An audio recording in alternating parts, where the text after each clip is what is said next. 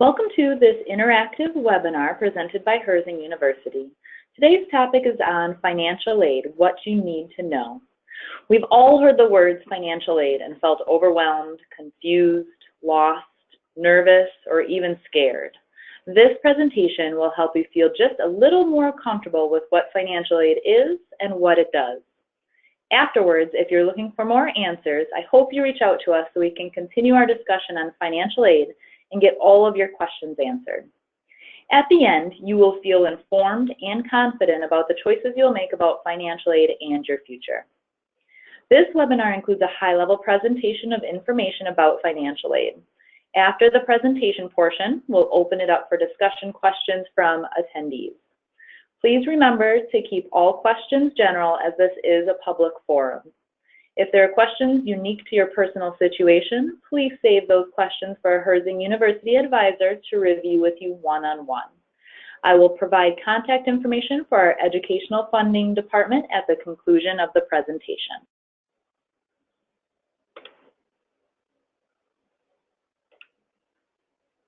What we're going to cover today is a little bit about different categories of financial aid, different types of financial aid that are available to students, and what those sources of financial aid are. We'll also talk about the FAFSA. That's the Free Application for Federal Student Aid, probably a term you've heard before. So what is financial aid? Financial aid is considered anything that's covering your tuition and fees. It does not include only free money. There's different types of financial aid to accommodate different situations.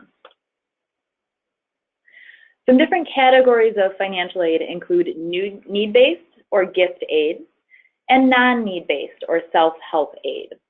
Some different sources we'll talk about today include the federal government, state governments, aid from your college, private sources, employers, and then you and your family, such as cash contributions, securities, and college savings plans. One type of gift aid you've probably heard of before are grants and scholarships. Grants and scholarships are usually considered two different things. Both of them do not need to be repaid. Grants are generally awarded based on financial need, for example, the federal Pell Grant, whereas scholarships are generally awarded based on merit, skill, or a unique characteristic. Another type of self-help aid would be loans. Loans are money that students or parents are borrowing to help pay for college expenses. Generally, repayment begins after your education is finished, and federal loans have multiple and very flexible repayment options. You want to look at loans as an investment in your future. You need to make sure you're staying on top of your payments, and they can also assist you in establishing and building your credit. A little bit of advice for borrowing students is to only borrow what is really needed. You do have to repay these funds when you're finished. Another type of self-help aid is work-study employment. Work-study allows students to earn money to help pay for educational costs. You may get paid in the form of a paycheck, or it could be non-monetary compensation, for example, room and board. If you're interested in federal work-study, it's helpful to answer yes to this question when completing your FAFSA each year and mention it to your advisor. Now that we've talked about different types of financial aid, let's talk about what sources financial aid may come from. The first is the federal government. This is our largest source of financial aid. Aid is awarded primarily on the basis of financial need, and generally you must apply each year using the FAFSA. There are yearly and lifetime limits on loans and grants. Federal government also provides military funding for active military, veterans, and certain dependents. Some common federal student aid programs include the federal Pell Grant, federal work-study, federal Perkins loans, subsidized and unsubsidized federal direct student loans, federal Parent Plus loans, the Federal Supplemental Educational Opportunity Grant, teacher education assistance for college and higher education grants, and the Iraq and Afghanistan service grant. An additional source of financial aid comes from state aid. Most U.S. states and territories offer residents college aid resources. Generally, there are residency requirements that apply. Aid may both be awarded on merit or need, and states often use information directly from the FAFSA or have their own state-specific aid application.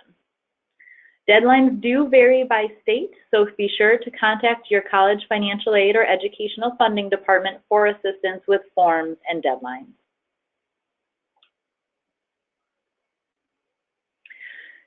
Your school or university can be a resource too. This is generally called institutional aid. So most colleges and universities offer financial assistance. The amounts and processes will vary by institution. Some types do not require repayment, while others provide a discount directly applied to tuition costs. One example of this would be the institutional aid available through Herzing University to those who qualify. Eligibility requirements generally are maintained by each institution and will vary from school to school. An example of this is Herzing offering aid based upon need, program of study, graduation status, etc. Resources can generally be found on a university's website. Herzing has theirs listed at www.herzing.edu/scholarships for scholarship and grant opportunities. And typical process includes incoming students meeting with an advisor to determine individual eligibility. An additional type or source of aid would be private sources. There's many resources out there that can help pay for school. Some different types may be foundations, businesses, associations, and charitable organizations. These organizations can provide scholarships, grants, or even private loans. It could also consist of cash contributions from you, your parents, or from a college savings plan. Begin researching private aid sources early, and don't be afraid to submit those applications. Let's spend a little bit more time talking about scholarships. There's a ton of scholarship options available. A good place to start is with your guidance office at your high school and then local organizations. Don't be afraid of essays to be written or letters of references that might be required. Not all of scholarships out there are merit-based. You want to search all categories because you might find one that you didn't even know you would qualify for. Get creative in your search. There's scholarships for every type of student in every type of situation. It's important to watch for deadlines and follow your instructions. You don't want to miss a deadline that may be coming up quickly. Finally, watch for scams. You should never have to pay for a scholarship.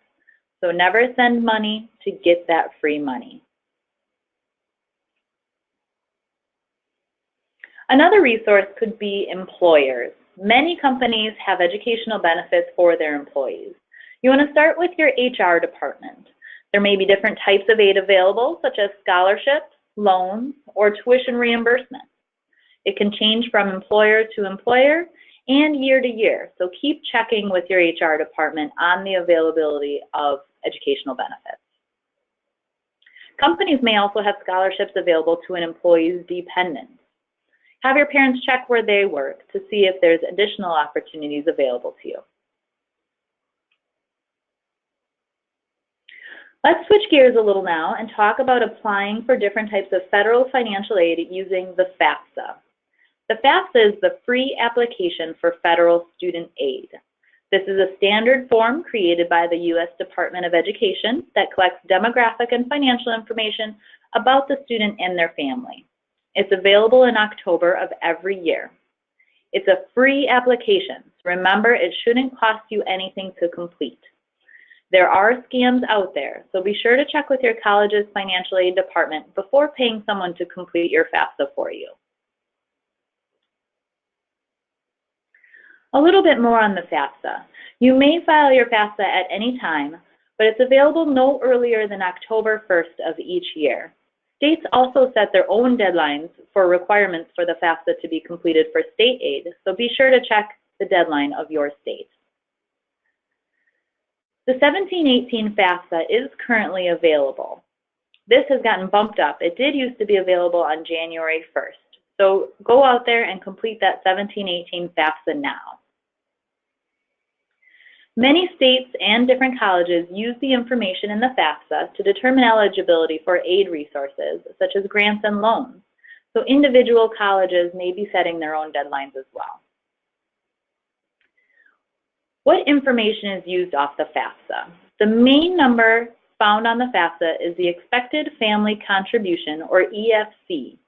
This is a key determinant of what a student and their family may reasonably be expected to contribute each year. Schools use the EFC along with your cost of attendance, which is your total tuition, fees, room and board, mileage, and personal expenses, to help put together your aid package. The FAFSA is generally going to require some basic information from students and possibly parents as well. Personal info and address is required, as well as date of birth and social for a student and potentially a parent. The household size will be required, as well as any federal benefits that may be received by someone in the household. You'll also be required to submit tax information, which may include wages or untaxed income, such as child support received. Before starting the FAFSA, you'll be required to create an FSA ID. The FSA ID is used to sign the FAFSA electronically and will also be used on other documents. It's used for all websites that involve federal aid documents for signing and signing in. The FSA ID does not expire. It's a username and password that you will create, and only the owner should create and manage. Please note that if parent information is required, the parent must create their own FSA ID as well. What is verification? Verification is a process in which the Department of Education or college requires additional information before aid can be awarded. A student may be selected for verification after filling out their FAFSA. There are different types of verification that exist, and the type will determine what documentation will be required. Your advisor at your college will make sure you know what's required. You may need to provide additional tax information, wage information, or verification worksheets.